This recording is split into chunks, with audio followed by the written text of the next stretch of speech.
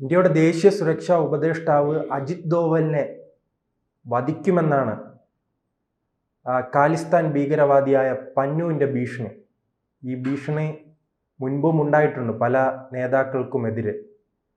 ഇതിനെ സാർ എങ്ങനെ നോക്കിക്കാണുന്നു? വധിച്ചോട്ടെ, കുഴപ്പമില്ല.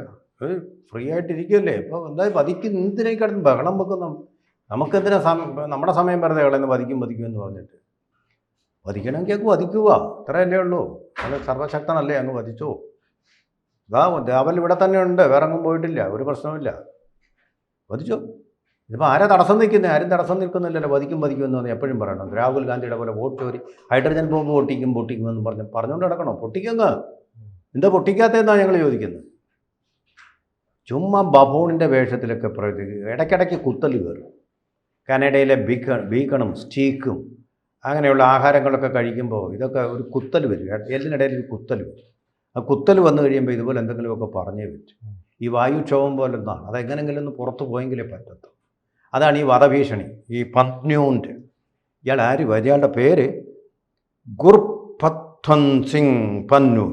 പന്നൻ എന്നുള്ളത് വളരെ വ്യക്തമാണ്. കുറേ നാളായിട്ട് ആളുകളെ വധിക്കും എന്ന് പറഞ്ഞു. എന്താ കാരണമെന്ന് പറയുന്നില്ല. ഇയാളെ വധിക്കും, ഇയാളെ വധിക്കും, പേര് കേട്ട ആൾക്കാരെ എല്ലാം വധിക്കും. അങ്ങനെ പേരെടുക്കാൻ വേണ്ടിയിട്ടുള്ള തന്ത്രമാണ്. ജസ്റ്റിൻ ട്രൂഡോയ്ക്ക് ശേഷം ഭീഷണിയൊന്നും ഉണ്ടാവാതിരുന്നതാണ്. ജസ്റ്റിൻ ട്രൂഡോയും വലിയ ഐക്യമായിരുന്നു പരിപാടി, ഭീകരന്മാരുമായിട്ട്. അങ്ങനെയെങ്കിലും അയാളുടെ ഗവൺമെൻറ്റിനെ ഒന്ന് നിലനിർത്താൻ വേണ്ടിയിട്ട് ശ്രമിച്ചതായിട്ട്. അപ്പോൾ അയാളെ പറഞ്ഞങ്ങ് വിട്ടു. ഇന്ത്യയുമായിട്ട് തുടങ്ങി കഴിഞ്ഞപ്പോൾ പിന്നെ വലിയ നിലനിൽപ്പില്ലാതായി. അയാളുമായിട്ടല്ല, അദ്ദേഹത്തിൻ്റെ പാർട്ടിക്ക്. ഇദ്ദേഹം തന്നെ പറഞ്ഞു തന്നെ വധിക്കാൻ ഇന്ത്യ പദ്ധതിയിടുന്നു, അജ്ഞാതൻ തന്നെ വധിക്കുമെന്ന് ഭീഷണി പേടി കയറി കൊലപാതകം നടത്തിയ ആൾക്കാർക്ക് എപ്പോഴും പേര്. തൻ്റെ കൊലപാതകം ഇനി വരുന്നുണ്ടോ. ഈ കൊലപാതകം ഒരു കലയാക്കി കൊണ്ട് നടന്ന വ്യാപാരമേ ഹനനമാം, മനവേടനുണ്ടോ എന്ന് പറയുന്ന പോലെ അത്തരം ഒരാളാണ് പന്നു. കൊല്ലുക, മറ്റുള്ളവരെ കൊല്ലുക. ഇങ്ങനെ കൊല്ലുമ്പോൾ, പല തവണ കൊല്ലുമ്പോൾ ആ കൊലപാതകത്തിൻ്റെ ഭീഷണി തൻ്റെ നേരെയും വരും എന്നുള്ളൊരു ഭീതിയിൽ നിന്നാണ് അദ്ദേഹം ഇങ്ങനെ പറഞ്ഞുകൊണ്ടിരിക്കുന്നത്. മനസ്സിലായി? ആ ഭീതിയാണ് അദ്ദേഹം ഇപ്പോൾ പ്രകടിപ്പിക്കുന്നത്.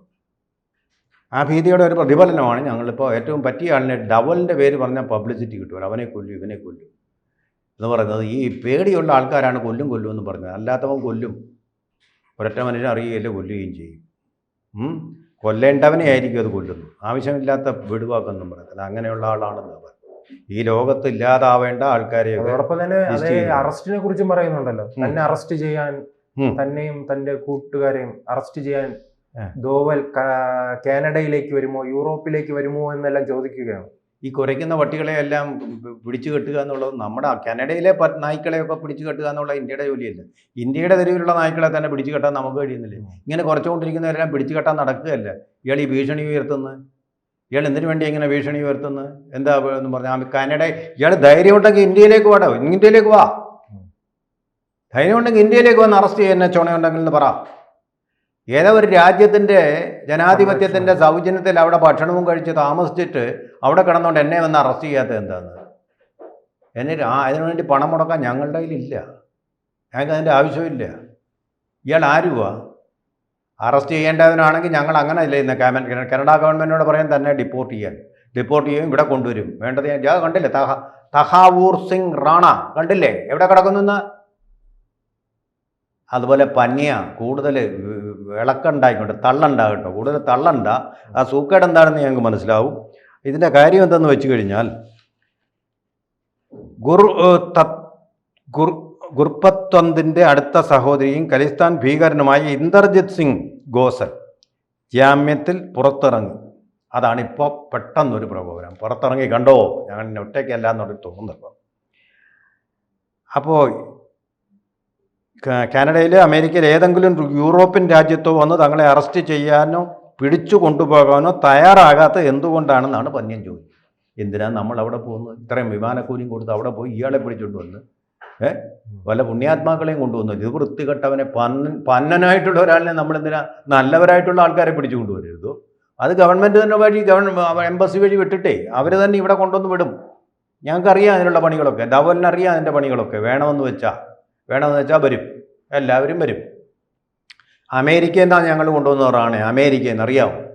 നൂലാമാലകൾ ഒരുപാട് സൃഷ്ടിക്കുന്ന പാകിസ്ഥാൻ്റെ ഉറ്റ ചങ്ങാതിയായ അമേരിക്കയിൽ നിന്നാണ് പാകിസ്ഥാൻ ഭീകരനായ റാണയെ ഞങ്ങൾ കൊണ്ടുവന്ന് ഞങ്ങളുടെ കയ്യിലിട്ടിരിക്കുന്നത്. താനതൊന്നുമല്ല, താൻ അത്ര ആയിട്ടില്ല, ആവട്ടെ, അന്നേരം നമുക്ക് നോക്കാം. ഇനി ഇതിൻ്റെ ചരിത്രം. സെപ്റ്റംബർ 19 ഒൻറ്റാറിയോ, കാനഡയിൽ ഒരു ട്രാഫിക് സ്റ്റോപ്പിൽ വെച്ചാണ് യന്തർജിത് സിംഗ് ഗോസൽ അറസ്റ്റിലായത്. അവിടുത്തെ ഗവൺമെൻറ് അറസ്റ്റ് ചെയ്തു. നമ്മളെന്താ വേണം അതിന്? ഡബലുമായിട്ട് എന്ത് ബന്ധം? ഇപ്പോൾ പേടി എന്താണെന്ന് വെച്ചാൽ, ഡോവൽ കഴിഞ്ഞ ആഴ്ച കനേഡിയൻ ദേശീയ സുരക്ഷാ ഉപദേഷ്ടാ, ഇദ്ദേഹത്തിന് പകരക്കാരനായിട്ടുള്ള ആൾ, അവിടുത്തെ നഥാലി ഡെയ്ൻ എന്നാണ് പേര്, കൂടിക്കാഴ്ച നടത്തി. അപ്പോൾ അങ്ങനെ കൂടിക്കാഴ്ച നടത്തി തന്നെ അറസ്റ്റ് ചെയ്യാനോ പിടിച്ചുകൊണ്ട് ജയിലിലിടാനാണോ എന്നൊരു പേടി. അതാണ് ഈ കിടന്ന് കുറയ്ക്കുന്നതിൻ്റെ ഉദ്ദേശം. അതാണ് ഉറക്കം ലഭിക്കുന്നില്ല, ഉറക്കാൻ പറ്റുന്നില്ല എന്ന് മാത്രമല്ല, പണ്ട് ജസ്റ്റിൻ ട്രൂഡോ ഇരുന്നപ്പോൾ സിഖുകാരുടെ പാർട്ടിയായിട്ടുള്ള NDP, നാഷണൽ ഡെമോക്രാറ്റിക് പാർട്ടിയുമായിട്ട് അവർ അലയൻസിലായിരുന്നു. ഇതിപ്പോൾ ഇല്ല. അവർ പിടിവള്ളി അങ്ങ് നഷ്ടമായിട്ടുണ്ട്. ജസ്റ്റിൻ ട്രൂഡോ പോയി, ഭരണകക്ഷിയുമായിട്ടുള്ള ബന്ധു പോയി. ഇപ്പോഴത്തെ ആളെന്ന് പറയുന്നത് അദ്ദേഹം ഒന്നാം തരം ഇക്കോണമിസ്റ്റാണ്, സാമ്പത്തിക താല്പര്യങ്ങൾ നോക്കുന്ന ആളാണ്, മിടുക്കനാണ്. ഇതുപോലുള്ള ആളിയൂളികളെയൊന്നും അദ്ദേഹം അടുപ്പിക്കുകയില്ല, അലവരാതികളെയൊന്നും അടുപ്പിക്കുകയില്ല അദ്ദേഹം. ഇതുപോലെ ഇങ്ങനെ മറ്റൊരു രാജ്യത്തെ ഭീഷണിപ്പെടുത്തിക്കൊണ്ടിരിക്കുന്ന ആളുകളെ, ആ ജനാധിപത്യബോധം കാനഡയുടേത് അതിനെ അനുവദിക്കുകയില്ല. മറ്റൊരു രാജ്യത്തെ ഡവലിനെ കൊല്ലൂ എന്നൊക്കെ പറയുന്നത് എന്ത് ജനാധിപത്യം? ജനാധിപത്യത്തിൻ്റെ മാതൃക പിന്തുടരുന്ന, അമേരിക്കൻ മാതൃകയിലുള്ള ജനാധിപത്യം പിന്തുടരുന്ന കാനഡയെ സംബന്ധിച്ചിടത്തോളം ഇങ്ങനെയുള്ള ആളുകൾ എന്ന് പറയുന്ന അൺഅക്സെപ്റ്റബിളാണ് അവരുടെ രാജ്യത്ത്. പിന്നെ അവിടെ കിടന്ന് മൂച്ച് കാണിക്കുക, കണ്ടോ എൻ്റെ മസിലെന്നും പറഞ്ഞ് കാണിക്കുന്ന പോലെ മസിൽ പിടിച്ച് കാണിക്കുക. ഇതൊന്നും കണ്ട് ഇന്ത്യ വീഴാൻ പോകുന്നില്ല.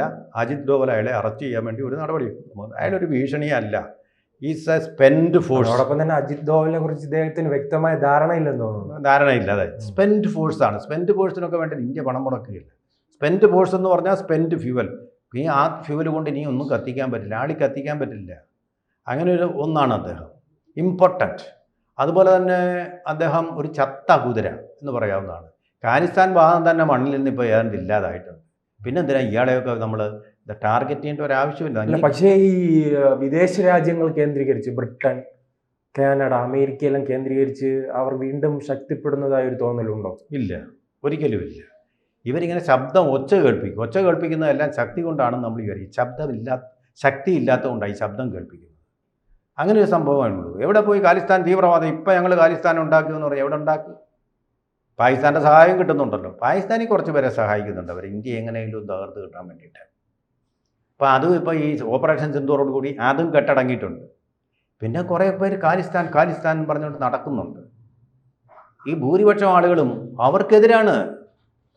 പഞ്ചാബിലെ സിഖ് ജനത എന്ന് പറയുന്ന യുവമാർക്ക് ഭയങ്കര എതിർപ്പുള്ള ഒരു വിഭാഗമാണ്. ഇതിലേക്ക് പോകുന്നില്ല ആരും. ദേശീയ ബോധമുള്ളവരാണിത്. ഇന്ത്യയെ സ്നേഹിക്കുന്നവർ, ഇന്ത്യയോട് കൂറുള്ളവരുമാണ്. ഇന്ത്യയുടെ പട്ടാളത്തിൽ നിന്നുകൊണ്ട് സ്വന്തം ജീവൻ കഴിച്ചുകൊണ്ട് ഇന്ത്യയെ രക്ഷിക്കുന്നവരാണ്. അവരുടെ മുന്നിലെങ്ങാണ് ഇയാൾ എന്ന് വിട്ട് കഴിഞ്ഞാൽ പിന്നെ അയാളുടെ കഴുത്തും കാണുകയില്ല, തലയും കാണുകയില്ല. ആ രണവീരന്മാരാണ് അവർ. ഇപ്പോൾ ഈ പന്യൻ എന്ന് പറയുന്നത് ദേശീയബോധം, ഇന്ത്യയിൽ ഏറ്റവും കൂടുതൽ ദേശീയബോധമുള്ള വിഭാഗം എന്ന് പറയുന്നവരാണ് സിഖുകാർ. അതാണ് രണശൂരന്മാരും അവർ തന്നെയാണ്. അതിന്നും പോയിട്ടില്ല. ഈ ഖാലിസ്ഥാൻ എന്നും പറഞ്ഞൊരു വാദം, ഇവർക്ക് കുറച്ച് പണം ഉണ്ടായി കഴിഞ്ഞപ്പോൾ ഇന്ത്യക്കാരെല്ലാം പാവപ്പെട്ടവരല്ലേ, അവർ ദരിദ്രവാസികൾ, നമുക്ക് വേറെ താമസിക്കാമെന്നൊരു തോന്നലിൽ നിന്ന് ഓസ്ട്രേലിയക്കാർക്കുണ്ടായല്ലോ. ഞങ്ങൾ വെളുത്തവർ, ഈ കറുത്തവരൊന്നും ഇവിടെ വരണ്ടെന്നൊരു തോന്നല്ല. അയ്യേ, ഈ കറുത്തവരൊക്കെ എന്തിനാണ് ഇവിടെ വരും? അത്രയൊരു തോന്നൽ, ഒരു മാനസികമായിട്ടുള്ള ഒരു തോന്നൽ മാത്രമേ ഉള്ളൂ. ആഴത്തിൽ വേരൂന്നിയ ഒന്നല്ല. കൂടുതൽ വാർത്തകളും വിശേഷങ്ങളും നിങ്ങളിലേക്ക് എത്താൻ ABC മലയാളം സബ്സ്ക്രൈബ് ചെയ്യുക, ബെൽ ബട്ടണും അമർത്തുക.